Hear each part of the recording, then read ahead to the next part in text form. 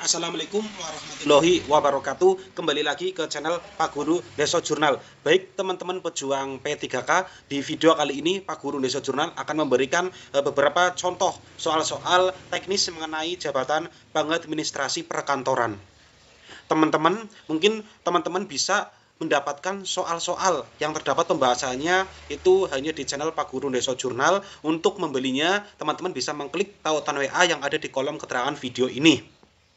Baik teman-teman, kembali lagi langsung untuk soal-soal teknis pengadministrasi perkantoran. Biasanya pada soal teknis ini yang dibahas adalah mengenai penalaran dan penerapan teori pengadministrasian perkantoran. Itu soalnya seperti apa sih? Soalnya yaitu seperti yang akan disajikan oleh Pak Guru Deso Jurnal. Baik teman-teman, kita langsung saja ke contoh soal nomor 1. Ini adalah contoh dari soal-soal penalaran tetapi mengenai pengadministrasian perkantoran. Nanti soal-soalnya ini adalah random, nanti ada yang penalaran pengadministrasi perkantoran dan ada penerapan teorinya. Seperti apa? Teman-teman bisa membelinya dengan cara klik tautan WA yang ada di kolom keterangan video Pak Guru Deso Jurnal. Baik teman-teman, kita bahas nomor 1 dan setiap soal pasti ada pembahasannya teman-teman. Soal nomor 1. Anda sebagai administrator bertanggung jawab untuk mengelola program pemberdayaan masyarakat. Ada laporan bahwa sebagai anggaran program digunakan untuk hal-hal yang tidak relevan dengan tujuan program. Apa langkah pertama yang harus Anda lakukan? Nah, teman-teman di sini adalah mengibaratkan bahwasanya teman-teman adalah sebagai pengadministrasi perkantoran. Sudah jadi teman-teman, pilihannya ada A, mengabaikan laporan tersebut karena program berjalan dengan baik. B, mengabaikan pekerjaan keadministrasian. C, melakukan audit penggunaan anggaran dan memastikan dana digunakan sesuai tujuan program. D, menghentikan program pemberdayaan sampai masalah anggaran diselesaikan. E, mengubah alokasi anggaran tanpa melakukan investigasi. Nah, teman-teman semuanya langsung balik lagi karena ini adalah soal penalaran. Teman-teman langsung ke soal nomor 1. Nah, sebagai seorang ahli atau sebagai seorang profesional pengadministrasi perkantoran, apa yang harus dilakukan teman-teman jika berada di posisi nomor 1? Jawabannya tentu adalah nomor 1 adalah C. Melakukan audit penggunaan anggaran dan memastikan dana digunakan sesuai tujuan program. Merupakan langkah pertama yang paling tepat dalam situasi ini. Berikut adalah pembahasannya teman-teman. Pentingnya audit penggunaan anggaran itu apa sih? Yaitu transparansi dan akuntabilitas. Audit memungkinkan administrator untuk meninjau dan memverifikasi bagaimana dana program digunakan. Hal ini penting untuk memastikan transparansi dan akuntabilitas dalam pengelolaan program. Kemudian yang kedua apa? Identifikasi penyimpangan. Audit membantu mengidentifikasi apakah ada penyimpangan penggunaan anggaran dari tujuan program. Dengan audit, administrator dapat menemukan bukti konkret tentang penggunaan dana yang tidak relevan. Langkah korektifnya seperti apa itu? Setelah audit selesai, administrator dapat mengambil langkah korektif yang tepat untuk mengatasi masalah penggunaan anggaran yang tidak sesuai. Mengapa opsi lain tidak tepat? Yang A ya, mengabaikan laporan tersebut karena program berjalan dengan baik. Loh, kok mengabaikan ya? Mengabaikan laporan adalah tindakan yang tidak bertanggung jawab. Jika ada indikasi penyimpangan penggunaan anggaran, administrator harus menyelidiki lebih lanjut. Yang B, mengabaikan pekerjaan keadministrasian. Loh, mengabaikan pekerjaan keadministrasian dapat menyebabkan masalah yang lebih serius di kemudian hari. Administrasi yang baik sangat penting untuk pengelolaan program yang efektif. Kemudian yang D, menghentikan program pemberdayaan sampai masalah anggaran diselesaikan. Menghentikan program secara tiba-tiba dapat berdampak negatif pada penerima manfaat program. Jika masalah anggaran dapat diselesaikan dengan audit dan langkah korektif, program dapat terus berjalan. Yang E, mengubah alokasi anggaran tanpa melakukan investigasi. Itu juga salah ya teman-teman. Mengubah alokasi anggaran tanpa investigasi dapat menyebabkan masalah baru dan tidak menyelesaikan masalah utama. Audit diperlukan untuk memahami penyebab penyimpangan dan menentukan langkah korektif yang tepat. Kesimpulannya apa? Melakukan audit penggunaan anggaran adalah langkah pertama yang paling bertanggung jawab dan efektif untuk memastikan bahwa dana program digunakan sesuai tujuan. Audit memungkinkan administrator untuk meninjau, memverifikasi, dan mengambil tindakan korektif yang diperlukan untuk memastikan transparansi, akuntabilitas, keberhasilan program pemberdayaan masyarakat. Kemudian kita langsung ke soal nomor 2. Apa tujuan dari manajemen kearsipan dalam konteks administrasi perkantoran pemerintah? Apa coba teman-teman? Yang pertama A, menyimpan dokumen secara acak. Loh, ini salah ya. Menyimpan dokumen penting dan dikunci di laci. Nah, ini kalau bisa dikunci juga sebenarnya ada benernya, tetapi juga ini bermasalah ya teman-teman ya. Yang C, menyusun dokumen agar mudah ditemukan. Oke, kita simpen jawabannya yang C ya. D, menghancurkan dokumen yang sudah usang. Juga salah. E, mengubah dokumen menjadi format digital. Ini juga sebenarnya benar ya. Cuma kita juga kalau format digital ini lebih ke fleksibilitas ya, tergantung dari kantor teman-teman semuanya ya. Artinya ini belum bisa diterapkan ke semuanya.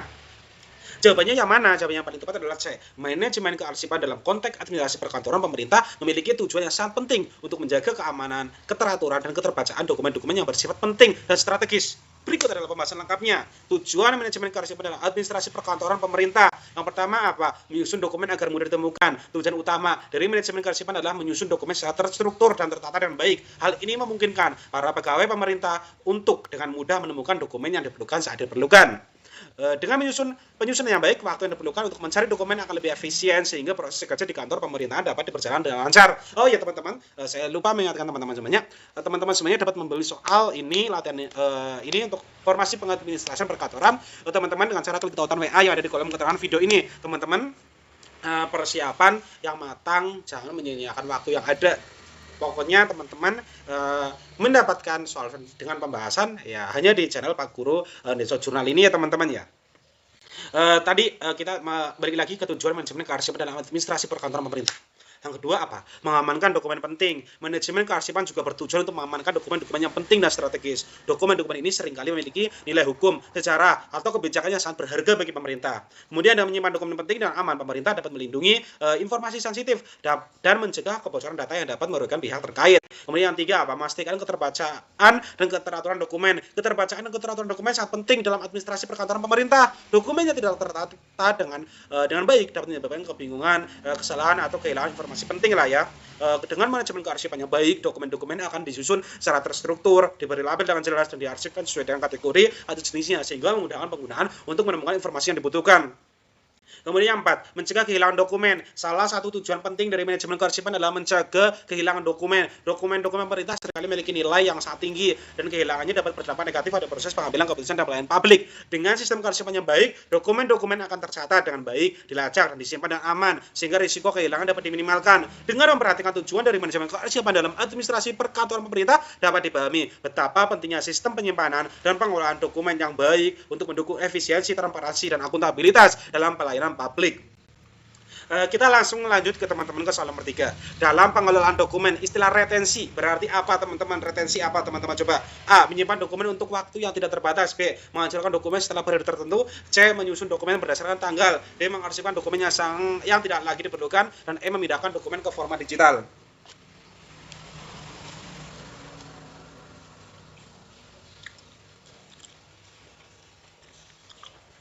Nomor 3 jawabannya adalah A teman-teman.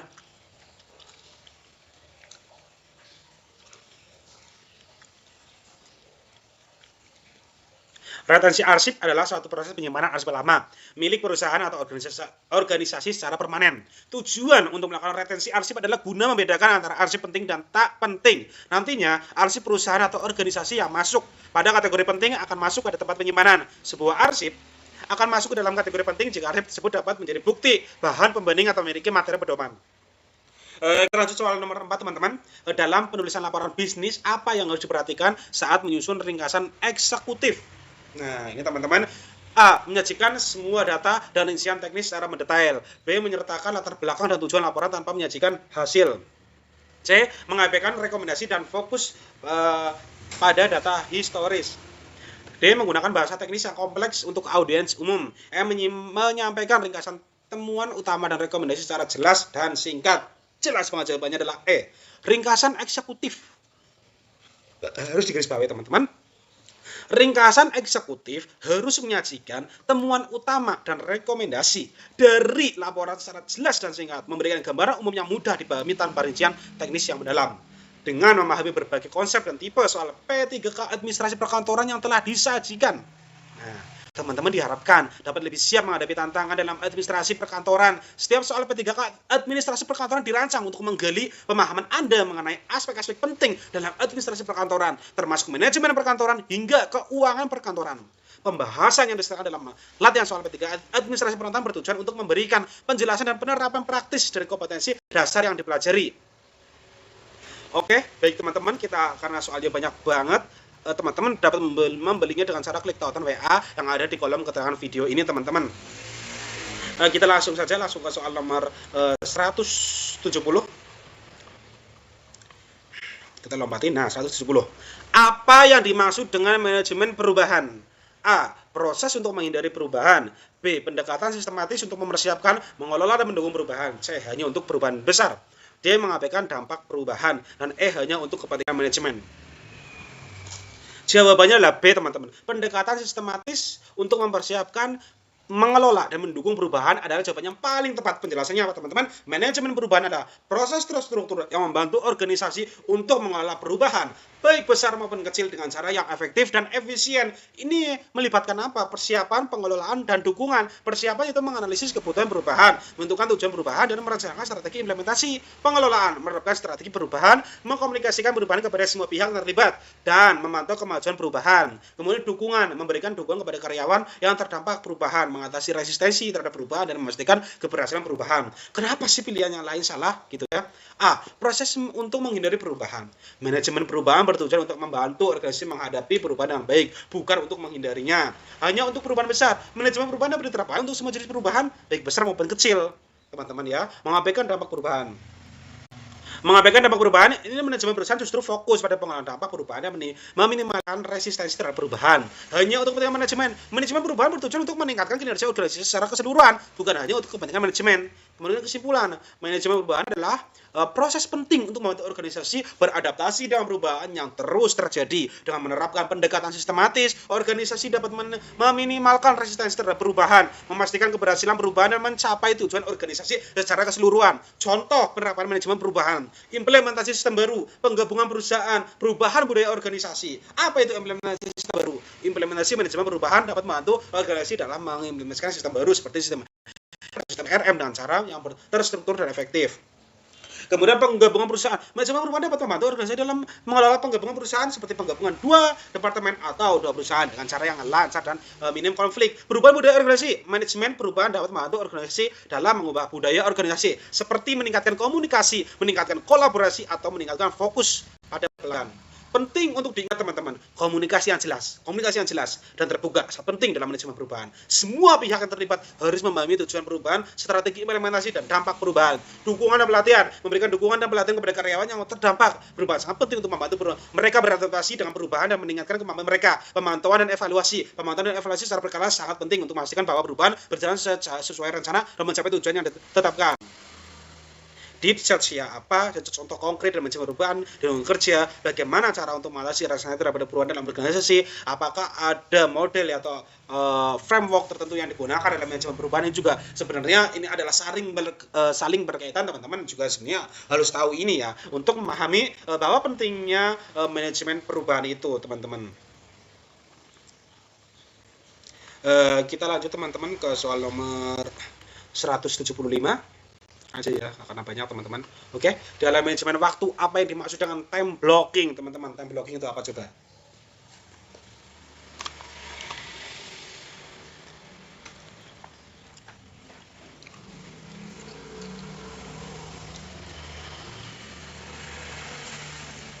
A. Membagi waktu dalam blok tertentu untuk menyelesaikan tugas. B. Menghabiskan semua tugas. C. Mengatur waktu secara acak, hanya fokus pada satu tugas sepanjang waktu. E. Mengandalkan orang lain untuk mengatur waktu. Jawabannya itu A ya. Time blocking adalah teknik manajemen waktu yang melibatkan pembagian waktu dalam blok-blok tertentu untuk menyelesaikan tugas-tugas tertentu. Setiap blok waktu didedikasikan untuk satu tugas tertentu, sehingga Anda dapat fokus sepenuhnya pada tugas tersebut tanpa gangguan. Contoh penerapan time blocking itu apa ini? Contohnya ya, blok waktu jam 9 sampai jam 10 ngapain aja? Menjawab email dan pesan. Blok waktu 10 sampai jam 12 mengerjakan proyek A, jam 12 sampai 13 istirahat makan siang, jam 13 sampai jam 15 mengerjakan proyek B, 15 sampai 16 rapat tim. Manfaat time blocking itu apa sih, teman-teman? Meningkatkan produktivitas, mengurangi gangguan, meningkatkan kontrol waktu ya. Meningkatkan produktivitas itu apa? Fokus pada satu tugas dalam satu blok waktu, membantu Anda menyelesaikan tugas dengan lebih cepat dan efisien.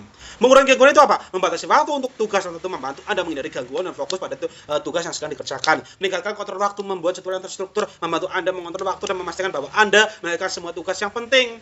Kesimpulannya apa? Time blocking adalah teknik manajemen waktu yang efektif untuk membantu Anda mengatur waktu, meningkatkan produktivitas, dan mengurangi gangguan. Dengan membagi waktu dalam blok-blok tertentu, Anda dapat fokus pada satu tugas dalam satu waktu dan menyelesaikan semua tugas yang lebih efisien. Oke teman-teman, saya ingatkan kembali pejuang P3K untuk tahun ini. Semoga teman-teman semuanya lulus, amin, dan diterima sebagai pengadministrasi perkantoran. Tapi ingat teman-teman harus membelinya dengan cara klik tautan WA yang ada di kolom keterangan video ini untuk mendapatkan soal-soal dan pembahasan jawabannya. Terima kasih. Wassalamualaikum warahmatullahi wabarakatuh. Assalamualaikum warahmatullahi wabarakatuh. Kembali lagi ke channel Pak Guru Deso Jurnal. Baik teman-teman pejuang P3K, di video kali ini Pak Guru Deso Jurnal akan memberikan beberapa contoh soal-soal teknis mengenai jabatan pengadministrasi perkantoran.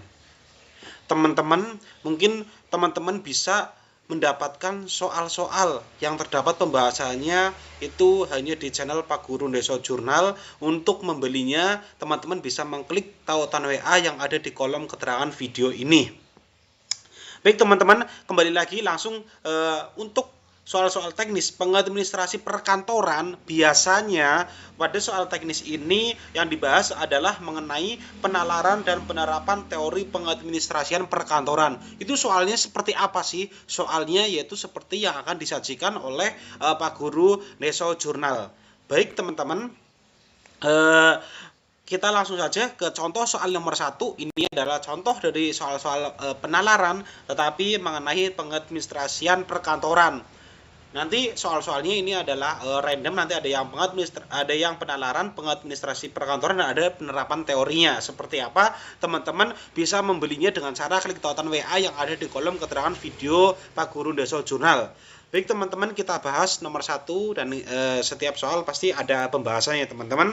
Soal nomor 1. Anda sebagai administrator bertanggung jawab untuk mengelola program pemberdayaan masyarakat. Ada laporan bahwa sebagai anggaran program digunakan untuk hal-hal yang tidak relevan dengan tujuan program. Apa langkah pertama yang harus Anda lakukan? Nah, teman-teman di sini adalah mengibaratkan bahwasanya teman-teman adalah sebagai pengadministrasi perkantoran. Sudah jadi teman-teman, pilihannya ada A, mengabaikan laporan tersebut karena program berjalan dengan baik. B, mengabaikan pekerjaan keadministrasian. C, melakukan audit penggunaan anggaran dan memastikan dana digunakan sesuai tujuan program. D, menghentikan program pemberdayaan sampai masalah anggaran diselesaikan. E, mengubah alokasi anggaran tanpa melakukan investigasi. Nah, teman-teman semuanya langsung balik lagi karena ini adalah soal penalaran. Teman-teman langsung ke soal nomor 1. Nah, sebagai seorang ahli atau sebagai seorang profesional pengadministrasi perkantoran, apa yang harus dilakukan teman-teman jika berada di posisi nomor 1? Jawabannya tentu adalah nomor 1 adalah C. Melakukan audit penggunaan anggaran dan memastikan dana digunakan sesuai tujuan program. Merupakan langkah pertama yang paling tepat dalam situasi ini. Berikut adalah pembahasannya teman-teman. Pentingnya audit penggunaan anggaran itu apa sih? Yaitu transparansi dan akuntabilitas. Audit memungkinkan administrator untuk meninjau dan memverifikasi bagaimana dana program digunakan. Hal ini penting untuk memastikan transparansi dan akuntabilitas dalam pengelolaan program. Kemudian yang kedua apa? Identifikasi penyimpangan. Audit membantu mengidentifikasi apakah ada penyimpangan penggunaan anggaran dari tujuan program. Dengan audit, administrator dapat menemukan bukti konkret tentang penggunaan dana yang tidak relevan. Langkah korektifnya seperti apa? Itu setelah audit selesai, administrator dapat mengambil langkah korektif yang tepat untuk mengatasi masalah penggunaan anggaran yang tidak sesuai. Mengapa opsi lain tidak tepat? Yang A ya, mengabaikan laporan tersebut karena program berjalan dengan baik. Loh, kok mengabaikan ya? Mengabaikan laporan adalah tindakan yang tidak bertanggung jawab. Jika ada indikasi penyimpangan penggunaan anggaran, administrator harus menyelidiki lebih lanjut. Yang B, mengabaikan pekerjaan keadministrasian. Loh, mengabaikan pekerjaan keadministrasian dapat menyebabkan masalah yang lebih serius di kemudian hari. Administrasi yang baik sangat penting untuk pengelolaan program yang efektif. Kemudian yang D, menghentikan program pemberdayaan sampai masalah anggaran diselesaikan. Menghentikan program secara tiba-tiba dapat berdampak loh negatif pada penerima manfaat program. Jika masalah anggaran dapat diselesaikan dengan audit dan langkah korektif, program dapat terus berjalan. Yang mengubah alokasi anggaran tanpa melakukan investigasi itu juga salah ya teman-teman. Mengubah alokasi anggaran tanpa investigasi dapat menyebabkan masalah baru dan tidak menyelesaikan masalah utama. Audit diperlukan untuk memahami penyebab penyimpangan dan menentukan langkah korektif yang tepat. Kesimpulannya apa? Melakukan audit penggunaan anggaran adalah langkah pertama yang paling bertanggung jawab dan efektif untuk memastikan bahwa dana program digunakan sesuai tujuan. Audit memungkinkan administrator untuk meninjau, memverifikasi, dan mengambil tindakan korektif yang diperlukan untuk memastikan transparansi, akuntabilitas, keberhasilan program pemberdayaan masyarakat. Kemudian kita langsung ke soal nomor 2. Apa tujuan dari manajemen kearsipan dalam konteks administrasi perkantoran pemerintah? Apa coba teman-teman? Yang pertama A. Menyimpan dokumen secara acak. Loh, ini salah ya. Menyimpan dokumen penting dan dikunci di laci. Nah, ini kalau bisa dikunci juga sebenarnya ada benernya, tetapi juga ini bermasalah ya teman-teman ya. Yang C. Menyusun dokumen agar mudah ditemukan. Oke, kita simpen jawabannya yang C ya. D. Menghancurkan dokumen yang sudah usang. Ini juga salah. Mengubah dokumen menjadi format digital. Ini juga sebenarnya benar ya, cuma kita juga kalau format digital ini lebih ke fleksibilitas ya, tergantung dari kantor teman-teman semuanya ya, artinya ini belum bisa diterapkan ke semuanya. Jawabannya yang mana? Jawabannya yang paling tepat adalah C. Manajemen kearsipan dalam konteks administrasi perkantoran pemerintah memiliki tujuan yang sangat penting untuk menjaga keamanan, keteraturan, dan keterbacaan dokumen-dokumen yang bersifat penting dan strategis. Berikut adalah pembahasan lengkapnya. Tujuan manajemen kearsipan dalam administrasi perkantoran pemerintah. Yang pertama apa? Menyusun dokumen agar mudah ditemukan. Tujuan utama dari manajemen kearsipan adalah menyusun dokumen secara terstruktur dan tertata dengan baik. Hal ini memungkinkan para pegawai pemerintah untuk dengan mudah menemukan dokumen yang diperlukan saat diperlukan. Dengan penyusunan yang baik, waktu yang diperlukan untuk mencari dokumen akan lebih efisien sehingga proses kerja di kantor pemerintahan dapat berjalan dengan lancar. Oh ya teman-teman, saya lupa mengingatkan teman-teman semuanya.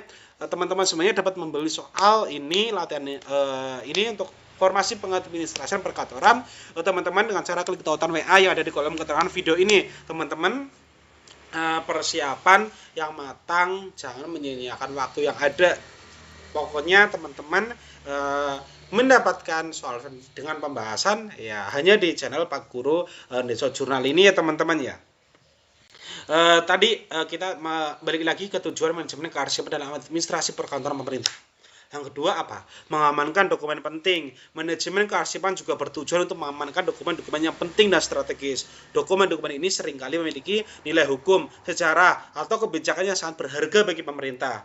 Kemudian dengan menyimpan dokumen penting dan aman, pemerintah dapat melindungi informasi sensitif dan mencegah kebocoran data yang dapat merugikan pihak terkait. Kemudian yang tiga apa? Memastikan keterbacaan dan keteraturan dokumen. Keterbacaan dan keteraturan dokumen sangat penting dalam administrasi perkantoran pemerintah. Dokumennya tidak tertata dengan baik dapat menyebabkan kebingungan, kesalahan atau kehilangan informasi penting lah ya. Dengan manajemen kearsipan yang baik, dokumen-dokumen akan disusun secara terstruktur, diberi label dengan jelas dan diarsipkan sesuai dengan kategori atau jenisnya sehingga memudahkan penggunaan untuk menemukan informasi yang dibutuhkan.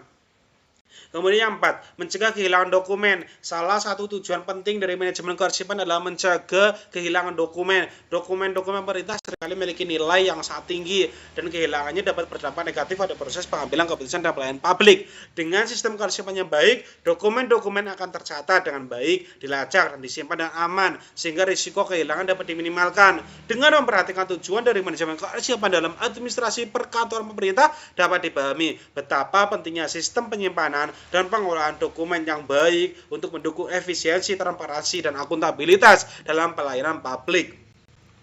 Kita langsung lanjut ke teman-teman ke soal nomor 3. Dalam pengelolaan dokumen, istilah retensi berarti apa teman-teman? Retensi apa teman-teman? Coba. A. Menyimpan dokumen untuk waktu yang tidak terbatas. B. Menghancurkan dokumen setelah periode tertentu. C. Menyusun dokumen berdasarkan tanggal. D. Mengarsipkan dokumen yang tidak lagi diperlukan. Dan E. Memindahkan dokumen ke format digital.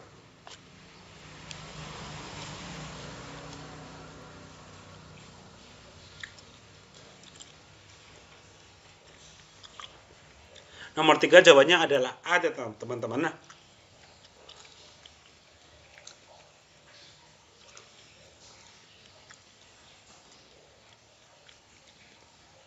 retensi arsip adalah suatu proses penyimpanan arsip lama milik perusahaan atau organisasi secara permanen.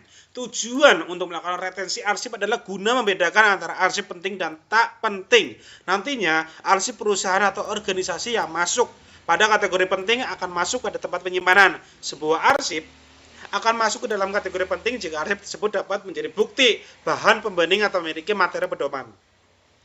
Kita lanjut soal nomor 4, teman-teman. Dalam penulisan laporan bisnis, apa yang harus diperhatikan saat menyusun ringkasan eksekutif? Nah, ini teman-teman. A. Menyajikan semua data dan rincian teknis secara mendetail. B. Menyertakan latar belakang dan tujuan laporan tanpa menyajikan hasil. C. Mengabaikan rekomendasi dan fokus pada data historis. D. Menggunakan bahasa teknis yang kompleks untuk audiens umum. E.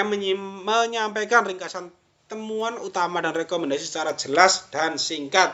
Jelas banget jawabannya adalah E. Ringkasan eksekutif. Harus digarisbawahi, teman-teman. Ringkasan eksekutif harus menyajikan temuan utama dan rekomendasi dari laporan secara jelas dan singkat, memberikan gambaran umum yang mudah dipahami tanpa rincian teknis yang mendalam. Dengan memahami berbagai konsep dan tipe soal P3K administrasi perkantoran yang telah disajikan. Nah, teman-teman diharapkan dapat lebih siap menghadapi tantangan dalam administrasi perkantoran. Setiap soal P3K administrasi perkantoran dirancang untuk menggali pemahaman Anda mengenai aspek-aspek penting dalam administrasi perkantoran, termasuk manajemen perkantoran hingga keuangan perkantoran. Pembahasan yang disediakan dalam latihan soal P3K administrasi perkantoran bertujuan untuk memberikan penjelasan dan penerapan praktis dari kompetensi dasar yang dipelajari. Oke, baik teman-teman, kita karena soalnya banyak banget, teman-teman dapat membelinya dengan cara klik tautan WA yang ada di kolom keterangan video ini, teman-teman. Kita langsung ke soal nomor 170. Kita lompatin. Nah, 170. Apa yang dimaksud dengan manajemen perubahan? A. Proses untuk menghindari perubahan. B. Pendekatan sistematis untuk mempersiapkan, mengelola, dan mendukung perubahan. C. Hanya untuk perubahan besar. D. Mengabaikan dampak perubahan. Dan E. Hanya untuk kepentingan manajemen. Jawabannya adalah B, teman-teman. Pendekatan sistematis untuk mempersiapkan, mengelola, dan mendukung perubahan adalah jawaban yang paling tepat. Penjelasannya apa, teman-teman? Manajemen perubahan adalah proses terstruktur yang membantu organisasi untuk mengelola perubahan, baik besar maupun kecil, dengan cara yang efektif dan efisien. Ini melibatkan apa? Persiapan, pengelolaan, dan dukungan. Persiapan itu menganalisis kebutuhan perubahan, menentukan tujuan perubahan, dan merencanakan strategi implementasi. Pengelolaan, menerapkan strategi perubahan, mengkomunikasikan perubahan kepada semua pihak terlibat, dan memantau kemajuan perubahan. Kemudian dukungan, memberikan dukungan kepada karyawan yang terdampak perubahan, mengatasi resistensi terhadap perubahan, dan memastikan keberhasilan perubahan. Kenapa sih pilihan yang lain salah gitu ya? A. Proses untuk menghindari perubahan. Manajemen perubahan bertujuan untuk membantu organisasi menghadapi perubahan dengan baik, bukan untuk menghindarinya. Hanya untuk perubahan besar. Manajemen perubahan dapat diterapkan untuk semua jenis perubahan, baik besar maupun kecil, teman-teman ya. Mengabaikan dampak perubahan.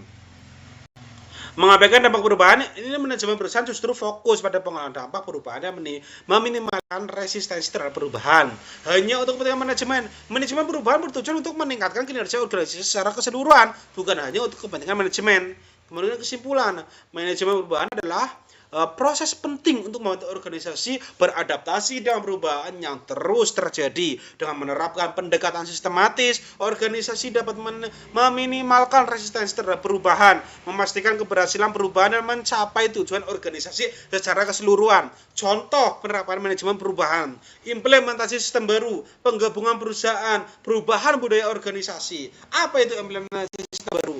Implementasi manajemen perubahan dapat membantu organisasi dalam mengimplementasikan sistem baru seperti sistem RM dengan cara yang terstruktur dan efektif. Kemudian penggabungan perusahaan. Manajemen perubahan dapat membantu organisasi dalam mengelola penggabungan perusahaan seperti penggabungan dua departemen atau dua perusahaan dengan cara yang lancar dan minim konflik. Perubahan budaya organisasi. Manajemen perubahan dapat membantu organisasi dalam mengubah budaya organisasi seperti meningkatkan komunikasi, meningkatkan kolaborasi atau meningkatkan fokus pada pelanggan. Penting untuk diingat teman-teman, komunikasi yang jelas dan terbuka sangat penting dalam manajemen perubahan. Semua pihak yang terlibat harus memahami tujuan perubahan, strategi implementasi dan dampak perubahan. Dukungan dan pelatihan, memberikan dukungan dan pelatihan kepada karyawan yang terdampak perubahan sangat penting untuk membantu mereka beradaptasi dengan perubahan dan meningkatkan kemampuan mereka. Pemantauan dan evaluasi secara berkala sangat penting untuk memastikan bahwa perubahan berjalan sesuai rencana dan mencapai tujuan yang ditetapkan. Deep search ya apa contoh konkret dan manajemen perubahan di lingkungan kerja, bagaimana cara untuk mengatasi rasanya terhadap perubahan dalam organisasi, apakah ada model atau framework tertentu yang digunakan dalam manajemen perubahan. Ini juga sebenarnya ini adalah saling berkaitan, teman-teman juga sebenarnya harus tahu ini ya untuk memahami bahwa pentingnya manajemen perubahan itu, teman-teman. Kita lanjut teman-teman ke soal nomor 175 aja ya, karena banyak teman-teman. Oke, dalam manajemen waktu apa yang dimaksud dengan time blocking, teman-teman? Time blocking itu apa coba?